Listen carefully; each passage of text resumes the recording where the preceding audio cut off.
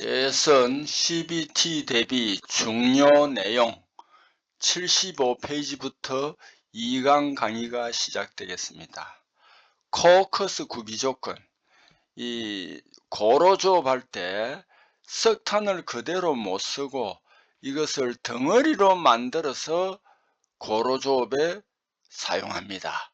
이 코어커스 구비 조건은 어떻게 되느냐 하면, 덩어리로 만든 이유는 그 환원이 잘 되고 용융이 잘 되도록 하기 위해서 만든 겁니다. 그래서 고로가 굉장히 높기 때문에 이게 운반 도중이나 고로에 장입할 때 깨지지 않아야 됩니다. 그리고 입도나 성질이 균일해야 되고, 중요한 것은 다공질이다. 그 CO 가스나 이런 것이 통과할 수 있도록 구멍이 있어야 됩니다. 그래서 다공질이고, 그 다음에 여기에서는 이렇게 코어커스를 만들 때 일부 나쁜 그 성질을 제거했습니다. 특히 이 중에서도 수분도 그렇지만 회분은 적으면 좋습니다. 그리고 인황과 같은 유해 성분이 적어야 합니다. 그래서 환원 반응이 좋도록 하기 위해서 코어커스를 만든 것입니다.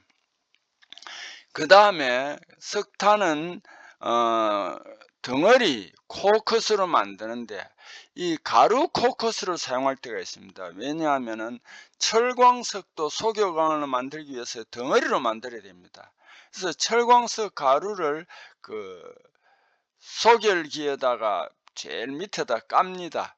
그리고 위에는 코어커스 가루를 넣습니다. 그렇게 해서 코어커스 가루에 불을 붙여서 이 코어커스 가루가 철광석 가루에까지 전달해서 그 열을 가해 가지고 덩어리를 만듭니다. 이게 소결광이에요. 그래서 이 여기에 사용하는 코어커스 가루도 어떻게 됐냐면, 조금 전과 마찬가지로 재가 적어야 되겠습니다. 회분이. 그 다음에 최고 도달 온도라든지 온도 지속 시간이 길어야 됩니다. 왜? 철광석이 어느 정도 적당한 열을 받아서 덩어리가 될 때까지 그 온도가 조금 높고 시간이 길어야 됩니다. 그 다음에 코어커스가 불이 잘 붙으려면 고정탄소가 많아야 됩니다. 물론 인황 같은 것도 적어야 되겠습니다. 그리고 이 소결용 가루 코어커스는 입도가 굉장히 작아야 됩니다. 1 내지 2mm 이다라는 것을 이제 여기에서 구비 조건으로 제시하고 있습니다. 코어커스 역할. 그럼 코어커스는 만들어서 고로에서 어떻게 쓰느냐? 그 역할이 무엇이냐 하면은 철광석을 녹일 수 있는 필요한 열량을 공급합니다. 그 다음에 선철에서는 이 자체가 탄소 역할을 합니다. 그 다음에 철 용융점을 제합니다. 우리가 FEC 상태도를 설명할 때 순철은 1539도에서 녹는데, 탄소가 함유되면은 많이 함유될수록 용융온도가 떨어졌습니다. 4.3% C에서는 1130도 정도로 떨어졌습니다. 그래서 용융점을 저하시키면은 그 재련 작업하는데 굉장히 효과적이겠죠. 그 다음에 고로 내에서 이게 이제 코어커스는 다공성입니다. 그래서 중간중간에 공기가 통할 수 있도록 되어 있습니다. CO 가스가 통할 수 있도록 되어 있어 통기성이 향상 되어서 환원을 잘하고 잘 녹일 수 있도록 해줍니다. 그 다음에 고로 조업을 하면은요, 이게 뭐냐면은 CO 가스나 질소 가스나 이런 가스가 많이 나옵니다. 그 다음에 또 철광석을 소결광을 만드는데 그게 녹지 않고 덩어리 자체가 위로 날아갈 수가 있습니다. 그래서 이걸 포집해야 됩니다. 이 포집하는 게 그 가스를 또 깨끗하게 해줘야 됩니다. 이게 제진기입니다. 가장 많이 쓰이는 게 이제 여기 쭉 나열이 되는데요. 여과식은 100필터입니다. 이거는 건식법입니다. 우리 청소기처럼 그 안에 필터가 있어 가지고 필터에 이제 그런 불순물 같은 게 포집이 됩니다. 그 다음에 더스트 캐쳐, 이거는 고로가 굉장히 높아요. 그래서 이제 그 가스가 고로 윗부분으로 올라옵니다. 그때 철광석도 제법 작은 철광석도 있고 큰 철광석도 있는데 이걸 연진이라고 합니다. 근데 더스트 캐치에서는 크기가 좀 큰 조립 연진이 있습니다. 이것이 제거되고 미세 연진은 다시 또 벤츄리스 컵으로 옮아가서 이제 제거가 됩니다. 어쨌든 제1차로 제거되는 게 제진기 더스트 캐쳐입니다. 재래식, 요거는 CBT 시험에 나왔더라고요. 허들와셔, 티셴 세정기, 미스트 세퍼레이터인데 요거 외에 다른 걸 하면은 그게 제진기가 아니다라는 문제가 나왔더라고요. 그 다음에 최근 청정기, 이거는 제진기는 가스를 청정시켜 줍니다. 전기 집진 방식이 많이 쓰이는데 그 중에서도 스프레이 타워, 물로서 냉각시켜주는 스프레이 타워 방식이 많이 쓰입니다. 쉽게 말하면 습식법입니다. 최근 또 조업용 고압조업입니다. 고압조업을 할 때는 이제 뭐냐면 아무래도 가스라든지 그 다음에 미세 철분 같은 게 이게 가루로서 나와 있습니다. 이 미세 철분을 포집해야 되겠죠. 그래서 최근 청정기는 벤츄리 스크러버, 그 다음에 전기 집진기, 1차 벤츄리 스크러버, 2차 벤츄리 스크러버를 적용해서 완전히 제거하려고 이제 이런 설비들을 구비하고 있습니다. 산소 결핍, 요것도 CBT 시험에 나왔던데요. 퍼센트 같은 게 조금씩은 다르더라고요. 자, 그런데 하나를 기준으로 합시다. 산소 농도가 16%일 때는 그 두통이 나고 메스꺼움이 나오고 이런 걸 우리가 느낄 수 있습니다. 안전 한계선이라고 합니다. 산소 농도가 10%일 때는 불이 꺼지는 단계입니다. 7, 8%일 때는 실신 혼수 상태인데 7, 8분 이내에 사망하더라고요. 산소 농도 6%일 때는 혼절, 기절을 하고 혼수 상태가 됩니다. 호흡 정지가 되고요. 6분 이내에 사망을 합니다. 자, 고로 주상 설비를 한번 봅시다. 그 이제 고로가 굉장히 높아요. 굉장히 큽니다. 그 안에서 철광석과 코크스를 넣고 녹이는데요. 쉽게 말하면 전문용어로 환원을 하는데 이게 이제 녹아서 맨 밑에 있는 곳으로 이제 흘러내리겠죠. 그죠? 그게 이제 거기에서 이제 뭐가 있느냐 하면 출성구가 있습니다.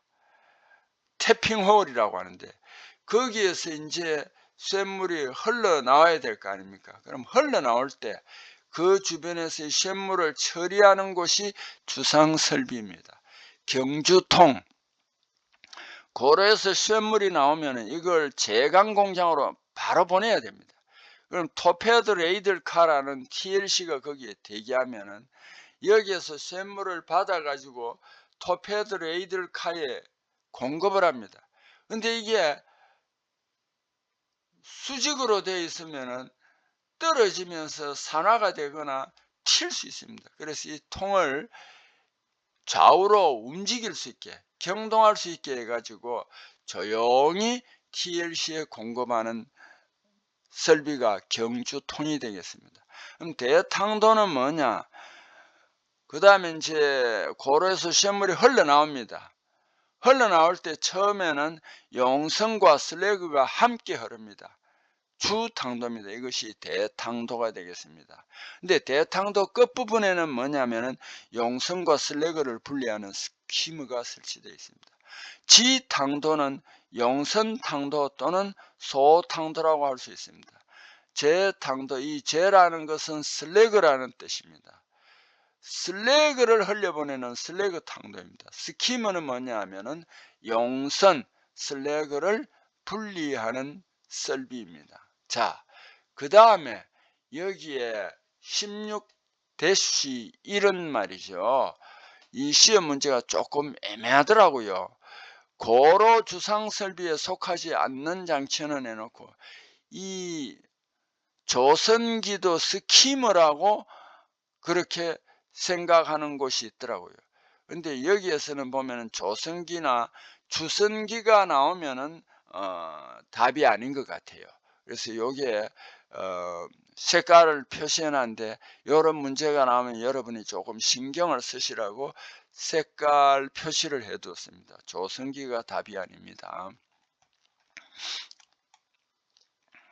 76페이지입니다. 고로 조업을 하면은 정상 조업이 돼야 되는데 어떤 그 문제가 생겨가지고 이상 조업이 일어나는 것입니다. 제일 먼저 행잉. 행잉이 바로 뭐냐면 얹힘 또는 걸림이라고 합니다. 고로 가스가 이 고로가 굉장히 넓어요. 가스가 이렇게 이제 안정적으로 상부로 골고루 균형 잡혀서 빠져나가야 되는데 그렇게 안정적으로 상부로 빠져나가지 못하고 고로 내부에 30분 이상 갇혀 있는 겁니다. 가스가 그런 고압의 가스가 갇혀 있다는 것은 장인물도 밑으로 강하지 못합니다. 이런 것을 우리는 행잉이라고 합니다. 슬립, 그러니까 고로에서 장인물이 안정적으로 강화 못하다가 순식간에 어느 쪽에 구멍이 넓어져서 내려앉아버리는 현상이 생깁니다. 이런 것을 슬립이라고 합니다. 취발이라는 용어가 많이 나옵니다. 이거는 날바람, 취발, 채널링 다 같은 말인데요. 장인물 분포, 그 다음에 통기성이 불균일할 때 장인물 충분한 열교환이 골고루 일어나지 않습니다. 환원 반응을 그러면은 균형 잡힌 환원 반응을 못할 경우가 생깁니다.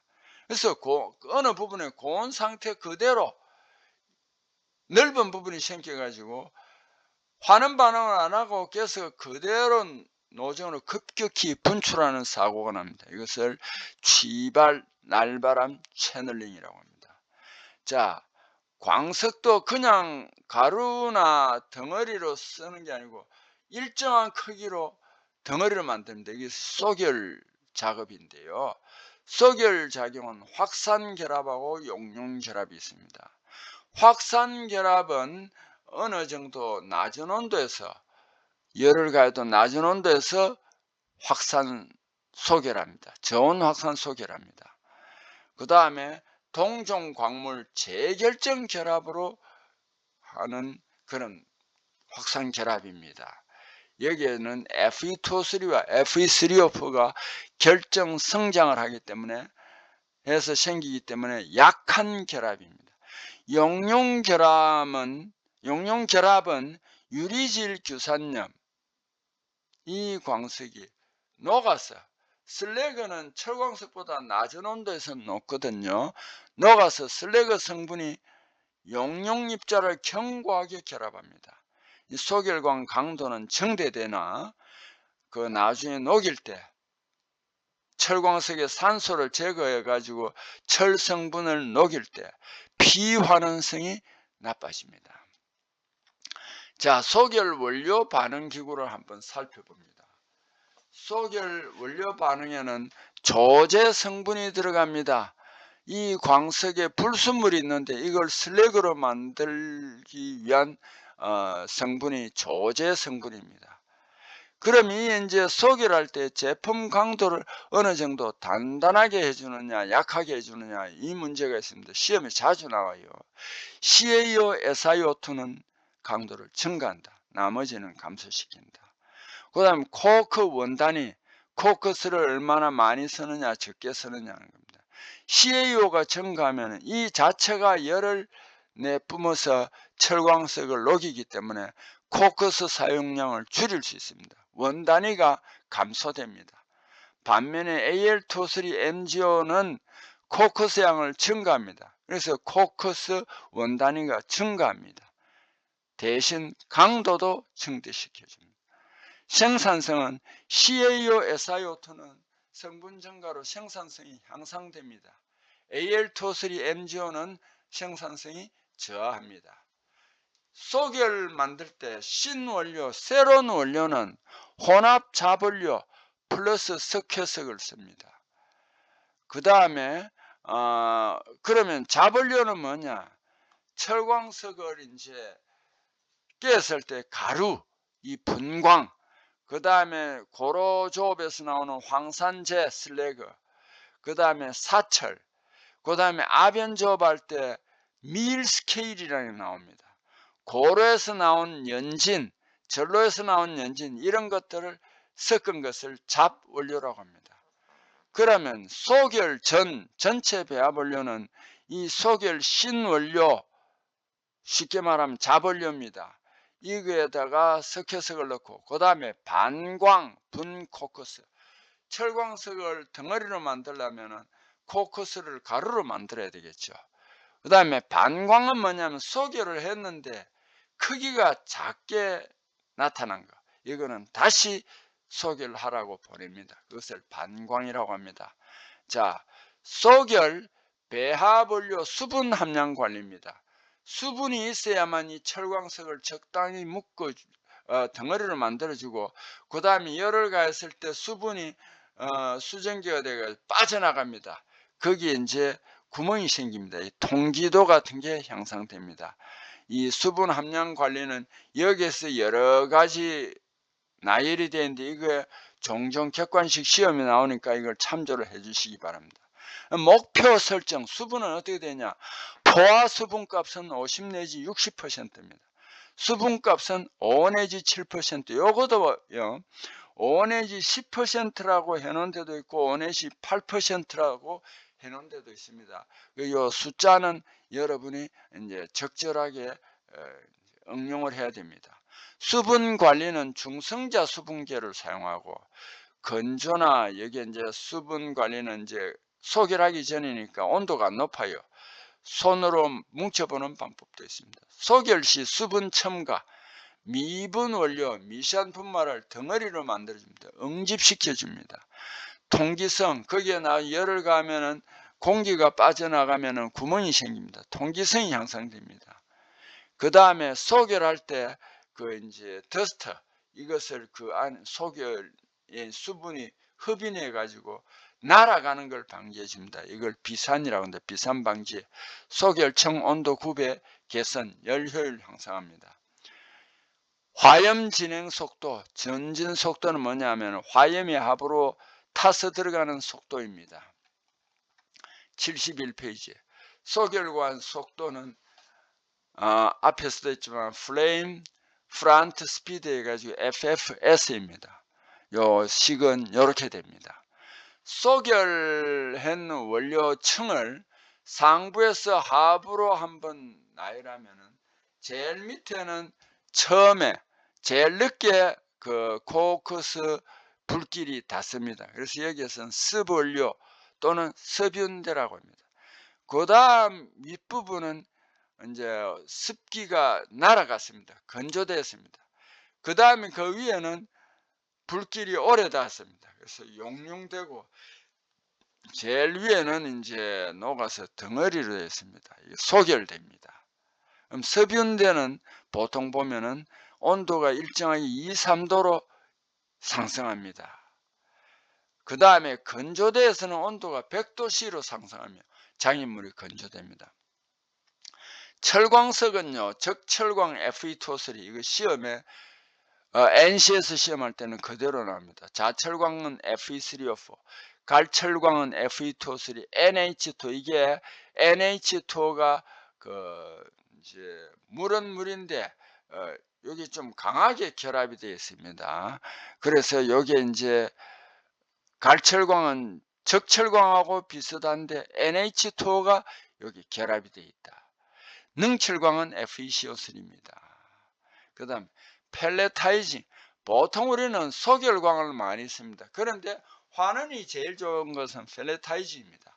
입도 0.1mm 이하 분철광석에 벤토나이트를 넣어가지고 소결해가 구슬 모양 약 내지 6 내지 18mm 펠릿을 제조합니다. 피환원성이 제일 좋은데, 그런데 이거는 가격이 비싸기 때문에 소결광을 실제로 먼저 씁니다. 자, 자용성 소결광, 이거는 보통 10mm 이하 소결 광석 분말에 이게 이제 코크스 등을 혼합해가 소결합니다. 석회분이 CaO가 첨가되어 있습니다. 이 CaO가요, 생석회인데 이 자체가 열을 내에 뿜어가지고 코크스와 함께 이 철광석을 환원시키고 녹여줍니다. 그래서 이것이 자용성 소결광이라고 합니다.